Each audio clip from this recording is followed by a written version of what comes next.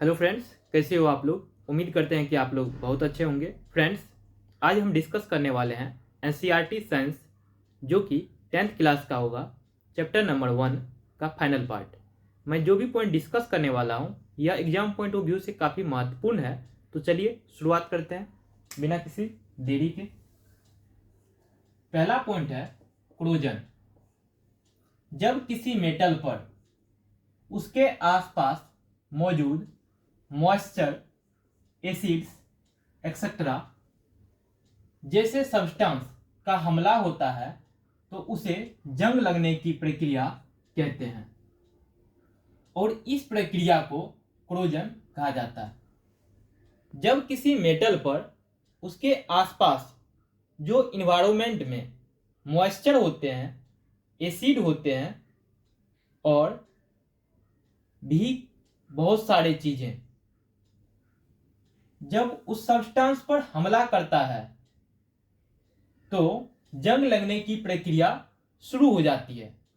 Okay, और इसी प्रक्रिया को क्या कहते हैं? क्रोजन कहते हैं। ओके, नेक्स्ट पॉइंट है रेसिडिटी।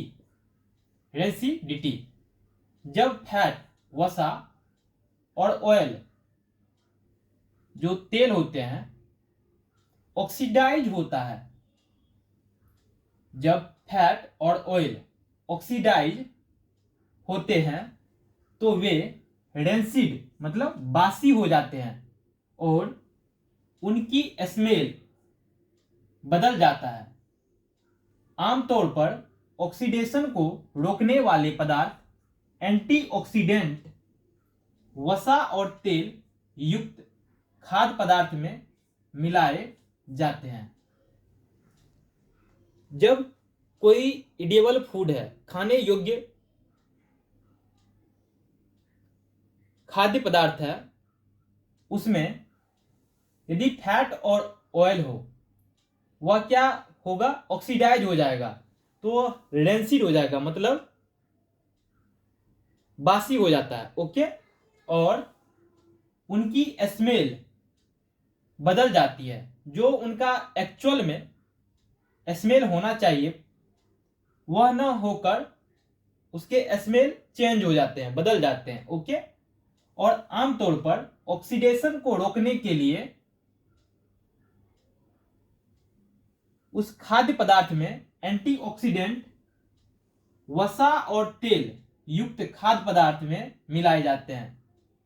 जो खाने वाले पदार्थ होते हैं उसमें एंटीऑक्सीडेंट ऑयल में और वसा में, फैट में मिला दिया जाता है, जिससे क्या हो, ज्यादा से ज्यादा दिन तक वो खाद्य पदार्थ रेंसिड न हो, बासी न हो। ओके,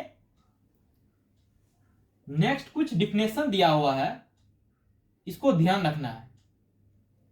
यहां पे चैप्टर 1 खत्म होता है, लेकिन ये कुछ इंपॉर्टेंट डिफिनेशन है, इसको आप रिकॉल कर सकते हैं। Reaction in which heat is given out along with the product are called exothermic reaction. कोई रिएक्शन है जिसमें क्या हो, heat is given out along with the product, product की तरफ हीट बाहर निकले, which heat is given out along with the product, product की ओर क्या हो, हीट हो। तो इस तरह के जो रिएक्शन होंगे उसको एक्सोथर्मिक रिएक्शन कहेंगे, जिसमें क्या होगा, यदि कोई रिएक्टेंट आपस में रिएक्ट किया, उसके बाद जो प्रोडक्ट हुआ, प्रोडक्ट जो फॉर्म्ड होगा उसके साथ हीट भी निकलेगा, तो उसको हम क्या कहेंगे? Exothermic reaction. नेक्स्ट पॉइंट है reaction in which energy is absorbed. यदि कोई रिएक्शन में एनर्जी एब्जॉर्ब्ड होता है तो इस तरह के रिएक्शन को एंडोथर्मिक रिएक्शन कहते हैं। यदि किसी रिएक्शन में एनर्जी, ऊर्जा एब्जॉर्ब्ड होता है तो इस तरह के रिएक्शन को क्या कहेंगे? Endothermic reaction. Okay, next point है when an element displace another element, यदि किसी रिएक्शन में कोई भी एलिमेंट दूसरे एलिमेंट को डिस्प्लेस कर दे, मतलब विस्थापित कर दे, फ्रॉम इट्स कंपाउंड, किसी यौगिक में से, और डिस्प्लेसमेंट रिएक्शन अकर, तो इस तरह के जो रिएक्शन होंगे उसको क्या कहेंगे? डिस्प्लेसमेंट रिएक्शन हुआ है। ओके, उसको डिस्प्लेसमेंट रिएक्शन कहेंगे। नेक्स्ट पॉइंट है टू डिफरेंट एटम्स, दो अलग तरह के एटम और groups of atoms ions are exchanged in double displacement reaction, यदि किसी रिएक्शन में दो डिफरेंट तरह के एटम या ग्रुप्स ऑफ एटम्स किसी भी एटम्स के जो ग्रुप हैं आपस में एक्सचेंज हो जाए, तो यदि उसमें दो ग्रुप में क्या होगा? एक से अधिक होगा, दो होगा, और दो डिफरेंट एटम हो, तो इस तरह के जो एटम्स की एक्सचेंज होगी, तो इस तरह के रिएक्शन को डबल डिस्प्लेसमेंट रिएक्शन कहते हैं। नेक्स्ट पॉइंट है precipitation reaction produce insoluble salt, जो प्रिसिपिटेशन रिएक्शन होते हैं यह क्या उत्पन्न करते हैं? Insoluble salt. Okay, next point है रिएक्शन आल्सो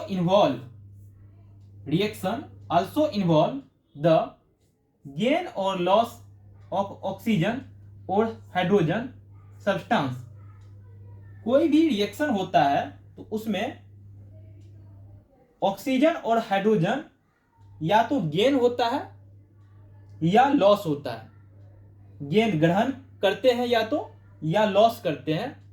ओके, किसी भी सब्सटेंस में, तो इसको ध्यान रखना है। नेक्स्ट और लास्ट पॉइंट है oxidation is the gain of oxygen. Oxidation क्या होता है? यदि किसी भी रिएक्शन में ऑक्सीजन गेन करे, मतलब ऐड हो, और या लॉस ऑफ हाइड्रोजन, या किसी भी रिएक्शन में हाइड्रोजन का क्या हो? लॉस हो।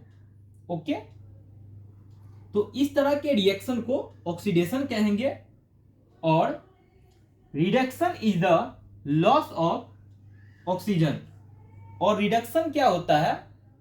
यदि किसी रिएक्शन में ऑक्सीजन की लॉस हो, हानि हो, और या गेन ऑफ हाइड्रोजन, या हाइड्रोजन की गेन मतलब ग्रहण किया जाए, ऐड हो, तो इस तरह के रिएक्शन को क्या कहेंगे?